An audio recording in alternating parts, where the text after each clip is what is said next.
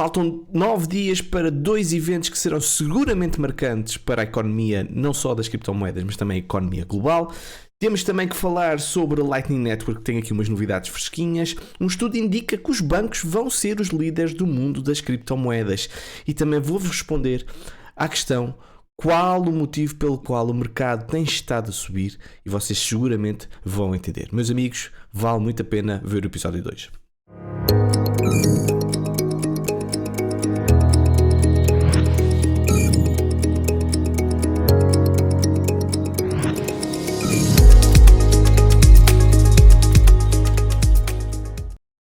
Posted on the forum, I said, if anybody's interested, I'm offering 10,000 Bitcoins in exchange for some pizza. And somebody there said, hey, I'll take you up on that offer. So I sent him the 10,000 Bitcoin. I said, okay, here it is. I'm waiting for my pizza. And, he phoned it in, he paid with his credit card, and the pizza showed up at my door. Feliz dia da pizza! É verdade, faz hoje 13 anos que Bitcoin passou a ser algo concreto, ou seja, foi a partir deste dia, foi a partir deste momento em que Bitcoin passou a valer algo, passou a valer dinheiro, ou seja, quando foram compradas 2 pizzas pela quantia de 10 mil Bitcoins, que neste momento vale cerca de 260 milhões de dólares. Portanto, foi um marco, acima de tudo é um marco histórico, não deixa de ter alguma graça o motivo pelo qual foi, mas portanto, pessoal, é um dia para assinalar o dia da pizza, digamos assim. Já agora a questão, para vocês responderem nos comentários: há 13 anos atrás, quando foi este dia, vocês ficaram a par, sabiam o que era o Bitcoin? Já agora tenho curiosidade em saber se vocês já estavam por dentro deste mercado ou simplesmente estavam, como eu, completamente às escuras. Bem, meus amigos, sejam bem-vindos a mais um episódio de Alex Crypto. Se gostas deste tipo de conteúdo e se queres que eu continue a fazer este tipo de conteúdo, é colocar um gosto, subscrever, partilhar, que a gerência agradece. Temos que falar sobre 2 momentos que serão cruciais, serão de facto provavelmente os momentos que vão marcar o ano de 2023. Espero eu que não aconteça nada, mas que outro aconteça muita coisa. E o que eu espero que não aconteça nada, e algo que eu já falei aqui no passado, é a crise americana, nomeadamente ao nível do teto da dívida. Eu vou buscar o que ontem falou o Sr. Paulo Portas no seu programa global, e ele explica muito bem, portanto explica melhor do que eu, e acho que é importante vocês perceberem quais as consequências do falhanço de uma subida do teto da dívida. Vamos ouvir. Se os Estados Unidos falharem pagamentos, para além da sua reputação internacional ficar seriamente abalada, há imediatamente um corte de rating, há um aumento quase automático de juros, os juros mais altos levam a uma crise de crédito, isso também tem consequências ao mesmo tempo nos maiores bancos do mundo que perdem credibilidade. As contas que hoje em dia se fazem é que por cada semana dos Estados Unidos a falhar pagamentos, haveria 1 milhão de desempregados. É assustador, meus caros, é mesmo muito assustador.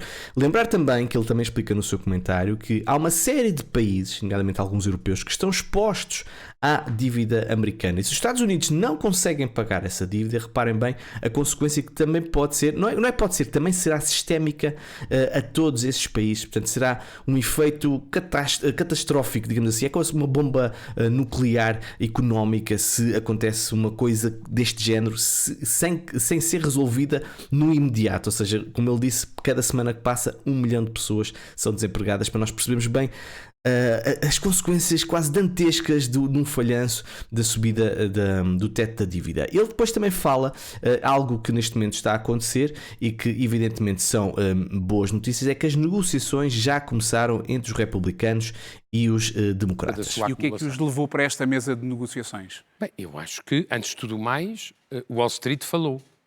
Os 140 CEOs mais importantes dos Estados Unidos escreveram uma carta ao Congresso a dizer: os senhores estão à beira da insanidade. Os senhores não têm a noção do que aconteceria se os Estados Unidos fizessem pela primeira vez na sua história default. Neste momento, o que estão a discutir, já estiveram perto de um acordo na semana passada e depois ambos estão sob uma pressão das bases mais radicais para esticarem a corda. E, neste momento, a questão é saber, para poder pagar os compromissos da dívida, o que é que eu não vou aumentar ou o que é que eu tenho que cortar. E os E é aí que estão republicanos separados. querem alterar o programa económico de Biden. E Biden está disposto a fazer certas cedências, mas não em certos aspectos do programa económico. Ou seja, além das consequências que nós já falámos, há claramente aqui um jogo político que está a surgir e vai esticar até ao fim. Vai ser quase ali photo finish para eles finalmente dizerem, na minha opinião, que chegaram a um acordo e que não vão deixar que aconteça um default. Eu sinceramente não acredito, acho que seria uma irresponsabilidade, eu acho que seria uma insanidade, tal como disse aqui o Sr. Paulo Portas. Por exemplo, mas os discursos estão a ser extremados. Por exemplo, vocês reparem bem, nos Estados Unidos a Casa Branca já diz que se houver um default americano, o mercado acionista vai cair cerca de 45% e o desemprego vai disparar cerca de 5%. Eu imagino que é uma queda, isto é um evento Black Swan, como é óbvio, uma queda dos mercados de 45%, vai ao encontro de toda a gente, todos os ursos que têm, ursos entre aspas, que têm dito que os mercados obviamente vão continuar a cair. Este seria claramente o catalisador dessa queda muito expressiva e que seria transversal a todos os mercados, inclusive ao mercado das criptomoedas. Não nos vamos iludir, os mercados das criptomoedas iam ter um dump muito, muito agressivo, mas chegámos a um ponto em que o discurso está tão extremado, em que o próprio presidente americano já fala nas criptomoedas e diz que não vai aceitar qualquer acordo que proteja traders de criptomoedas. Ele diz que não vai concordar com um acordo que proteja ricos fraudulentos de impostos, ou fraudadores de impostos, desculpem aqui a tradução, e traders de criptomoedas, colocando em risco a assistência alimentar americana. Portanto, a demagogia é tanta neste momento, e aproveitando-se claramente de uma narrativa americana que é contra as criptomoedas, que chegamos ao ponto de utilizarmos as criptomoedas, ou a má imagem que ele quer passar das criptomoedas, para justificar o facto de ainda não haver um acordo com os republicanos. Portanto, meus amigos, vamos ver o que é que isto vai acontecer. É algo extremamente importante, é por causa que eu trouxe logo no início do episódio. Eu sei que isto é um espaço mais dedicado a criptomoedas, mas se acontece alguma coisa nos Estados Unidos deste calibre, meus amigos, todos vamos sofrer. E quando eu digo todos, não é só os mercados, todas as pessoas vão sofrer. Portanto, isto vai haver uma consequência sistémica, é um terremoto claramente mundial que nós vamos assistir, na minha modesta opinião. Mas o outro evento que vai ocorrer no início do mês é um evento neste caso bastante bullish. Portanto, nós já sabemos que a China é contra as criptomoedas, ou pelo menos tem dito e tem tido algumas atitudes, como o afastamento da mineração da mineração de Bitcoin na China, mas eles em Hong Kong estão a dar carta branca. Portanto, e dia 1 de junho vai haver um licenciamento das criptomoedas, ou seja, vai ser permitido, vai haver uma regulação das criptomoedas e que vai ser mais fácil para conceder aos investidores de varejo acesso às criptomoedas, bem como examinar a possibilidade de oferecer fundos negociados em bolsas ETFs de cripto no território. Portanto, estas novas regras também devem permitir que os investidores de varejo negociem as principais criptomoedas como Bitcoin e Ethereum no dia 1. Embora atualmente as trocas de criptomoedas tenham permissão para operar em Hong Kong, os investidores com carteiras abaixo de $1 milhão estão sujeitos a certas restrições da legislação existente.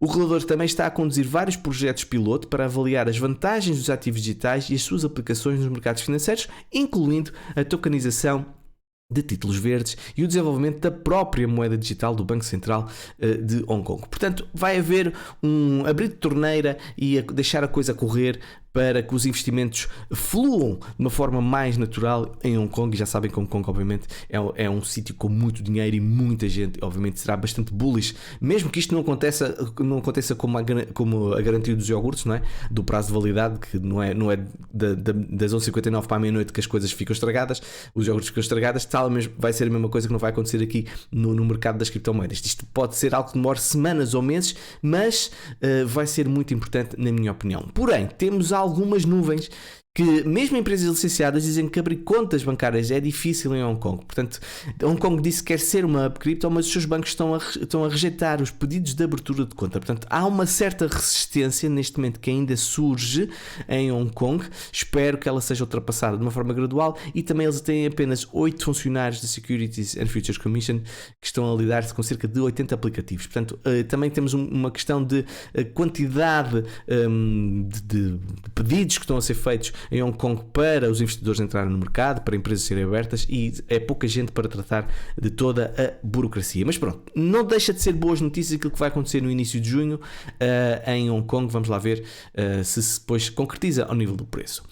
Este gráfico acho que é muito interessante porque, reparem, eu já tinha aqui falado há uns tempos atrás que está a surgir movimentações e alterações profundas no setor económico e financeiro a nível mundial, e os BRICS estão claramente a ganhar terreno. Reparem, aquilo que nós podemos ver no produto interno bruto, tendo em conta o poder de compra, já podemos ver que já estão acima do G7. Isto é algo que nunca aconteceu. Portanto, como aqui está dito e bem, o mundo está a mudar rapidamente. Portanto, vamos ver o que é que vai acontecer, mas são mudanças muito profundas e provavelmente históricas. Daqui a uns anos vamos estar a olhar para trás para estes anos que neste momento estamos a viver. E as coisas estão extremadas, reparem, por exemplo, ao nível da inflação em alguns países, que, por exemplo, na Argentina, já estamos a assistir... deixa-me tirar o som. Já estamos a assistir aos seus próprios cidadãos a partirem as moedas porque o metal, da moeda vale mais do que a própria moeda. Isto é extraordinário, isto é surreal, é completamente surreal. Portanto, as pessoas estão a estragar dinheiro para venderem o metal da própria moeda. Impressionante. Não é por acaso que a Argentina é dos países que mais investe em criptomoedas. Também dizer que este site que encontrei, o Truflation, é muito interessante porque mostra-vos a inflação real, neste caso no Reino Unido, cerca de 13,98%, e o governo diz que está nos 10,1%. E, por exemplo, nos Estados Unidos está neste momento, segundo este site, em 3,04%, enquanto o governo diz que está em 4,9%. Portanto, obviamente são boas notícias, 3,04%. Lembro que o objetivo deles é 2%. E se este indicador de facto é fiável, e depois vocês podem ver o que é que ele usa para chegar a este cálculo, Truflation, podem obviamente consultar, mas acho que é muito, muito interessante. Também dizer que a Irlanda aplica uma multa recorde de 1,2 mil milhões de euros à Meta. A Meta não tem tido uma vida fácil. Isto desde que o homem entrou no Metaverse, aquilo tem corrido efetivamente bastante mal. Mas pronto, fica aqui o registro. Foram violações de regras de proteção de dados na União Europeia que valeram à dona do Facebook, Instagram e WhatsApp uma multa histórica do valor de 1,2 mil milhões de euros. Estudo diz que bancos devem liderar o mercado de criptomoedas. Na sua busca constante por novos produtos e serviços que gerem receita e ofereçam mais opções aos clientes, os bancos têm encontrado na tecnologia das criptomoedas uma das respostas mais promissoras para essas procuras. Segundo aqui o Sr. Alexandre Bueno, gerente sénior do Capital Head Capital Digital Lab de São Paulo, há uma clara oportunidade que os bancos já estão analisando. Olhando em frente, vislumbramos uma clara oportunidade para os bancos regulados assumirem a propriedade e liderança neste espaço, alavancando as suas cadeias de valor, escala, atividades regulamentadas, status de confiáveis e governança forte. Este mercado está a crescer rapidamente e a inovar continuamente.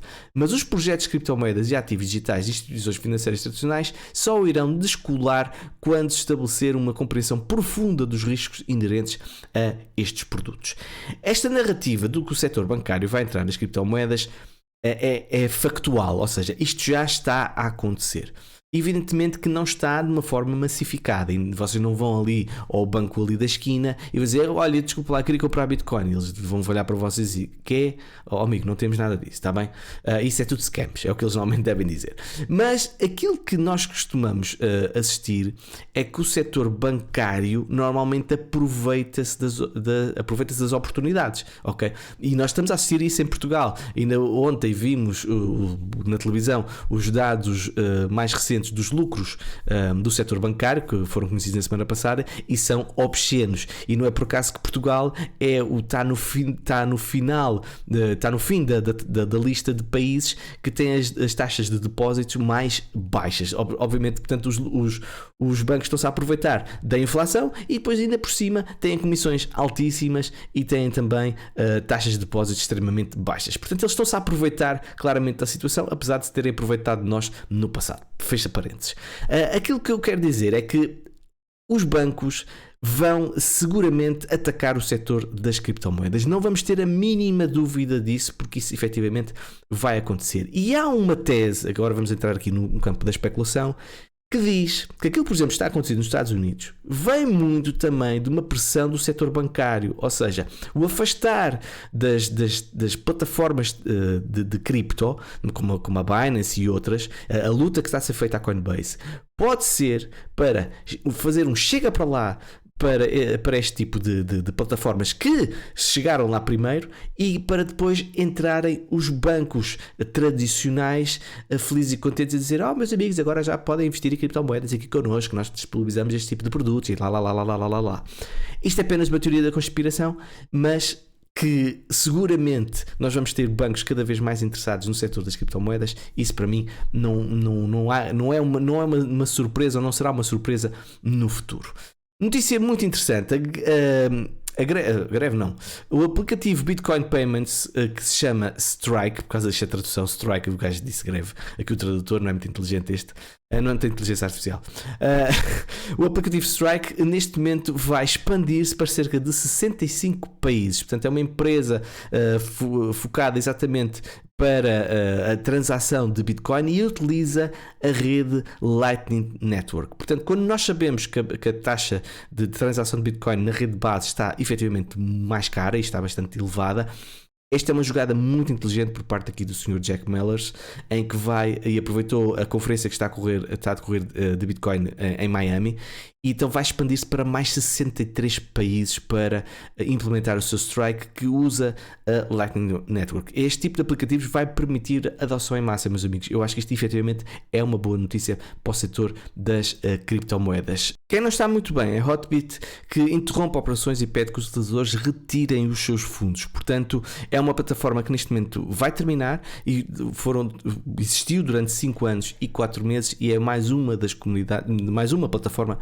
que está a sofrer, obviamente, com tudo aquilo que nós estamos a assistir no mercado, nomeadamente ao nível da regulamentação, ao nível do bear market e tudo mais. Pronto, fica aqui a devida referência. Ao nível de dados on-chain, muito interessante o que nós estamos aqui a ver é que as moradas, digamos assim, as novas moradas e a diminuição de moradas, o aumento e diminuição de moradas, assim é que é, por norma tem uma ligação com o preço da Bitcoin, e basta nós constatarmos isso, com o preço a cair, as moradas a cair, o preço a subir e as moradas a subir, e claro que há momentos que há uma divergência, mas nós podemos ver mais ou menos essa tendência, por exemplo, como vemos aqui atrás, a subir e o preço a subir também. Aquilo que nós estamos a ver neste momento é que temos um bounce, ok, no número de moradas, e o preço ainda não reagiu. Ainda é um bocadinho cedo, aqui o Sr. Axel também diz que é um bocadinho cedo para tirar qualquer conclusão relativamente a isto, mas tendo em conta que a queda já é expressiva, nós podemos, se calhar, estar um bocadinho exaustos nesta queda. Eu estava à espera de uma queda que fosse mais abaixo aos 25 mil pelo menos, mas vamos ver como é que vai correr esta semana, porque se não formos lá esta semana, começo a achar sinceramente que nós podemos estar a consolidar para novo movimento de subida. Aliás, um dos motivos pelo qual pode indicar uma certa exaustão na queda é exatamente isto. Há 5 semanas consecutivas que nós estamos a ver saída de fluxo de dinheiro, digamos assim, do setor das criptomoedas. Portanto, já são 5 semanas. E basta nós virmos aqui para trás, ok? Que eu sou apologista e vocês sabem disso, que nada só para sempre, nem nada 10 para sempre. Portanto, e 5 semanas consecutivas, portanto, se nós tivermos mais 1, 2 semanas com uma saída de liquidez por parte do mercado das criptomoedas, poderemos estar no final, se calhar, de uma diminuição do preço dos principais ativos das cripto. Outro indicador interessante que aqui neste caso favorece os touros é que há um aumento aqui no UTXO, que normalmente significa atividade na Bitcoin, na blockchain de Bitcoin, que está a aumentar, e estes utilizadores que guardam Bitcoin estão claramente peço desculpa, eu estou a traduzir isto ao mesmo tempo, e isto também significa que são utilizadores que estão a acumular BTC em vez de estar a vender. E aquilo, como é que isto se chama, meus amigos? Preço a cair e aqui o gráfico a subir? Exatamente, divergência positiva normalmente é um indicador fiável, não diz é quanto, mas por norma indicia algo que vai acontecer no futuro. E vamos agora então passar para a parte final deste episódio. Eu acho que é muito interessante, eu vou passar aqui um excerto do Ron Paul, em que ele explica muitíssimo bem, peço desculpa, ele explica muitíssimo bem os motivos pelo qual O mercado tem estado a subir e ele continua a acreditar que o mercado vai continuar a subir, provavelmente até 2025. Ele está muito bullish nos mercados, ok? É claramente uma voz contrária à maioria das pessoas que eu ando a assistir em vários podcasts, em vários vídeos de YouTube e tudo mais. E eu tenho visto uma narrativa muito semelhante. E eu gosto de ouvir pessoas que pensam o contrário, porque normalmente quando toda a gente diz a mesma coisa, começa a ficar preocupado e começa a achar que isso não vai acontecer. Neste caso até nem é preocupado, é até satisfeito, que significa que os mercados não vão cair muito. Ele explica então que se trata de um problema, do motivo pelo qual os mercados estão a subir, que está relacionado claramente com liquidez. Ele vai mostrar gráficos sobre isso e também podemos estar perante um cenário de short squeeze que está aqui a acontecer. Meus amigos, vou fechar com este vídeo, com este excerto, são cerca de 2 minutinhos, vale mesmo a pena ouvir, não desligues já, subscreve o canal, coloca um gosto se gostaste deste conteúdo, comenta e vemos no próximo episódio. Beijinhos, abraços, tchau, tchau. So this is the Global Macro Investor Weekly Liquidity Index. That's basically around the G5 central bank balance sheets. That we have our Financial Conditions Index, which is based around the dollar rates and a whole bunch of other stuff, which leads this, as does ISM. And it suggests that liquidity is going to keep rising all the way through this year. And the Everything Code suggests that actually keeps rising all the way through till the end of 2025. So yes, we might have some stumbling blocks. Yes, we might have some hurdles, but liquidity going forwards as the economy slows down and the central banks start increasing their activity, that will drive asset prices higher. So that's the first chart I wanted to show you. So that's the liquidity chart. Why liquidity matters is this chart. This is the chart of the NASDAQ against that same liquidity index. That's the tightest correlation I've ever seen, and it explains 97.5% of all the movements in the NASDAQ is liquidity. And this is around this currency debasement idea. The more the central banks print, the more you're changing the denominator, not the actual value of the asset themselves. So again, the only assets that have really gone up in balance sheet terms are technology, the NASDAQ, and other like the exponential age stocks, and crypto. Also, actually, interesting enough, so is luxury goods. That there's a reason Bernard Arnault is the richest man in the world. It's because what does he sell? He sells scarcity, right? In a world where you're devaluing the denominator, scarce things go up more in price. So Bernard Arnault's balance sheet, his bank account goes up every week. So that's another chart for you to show. This is speculative positioning in the S&P 500. I have literally never seen anything like it. So the market is insanely bearish, which is why the NASDAQ's up 1.8% today, because people just don't want to believe it. They're angry. They want the market to go down. They want their bear market and they want their justice, and it's not happening. And the reason being is everybody's ridiculously, ludicrously short.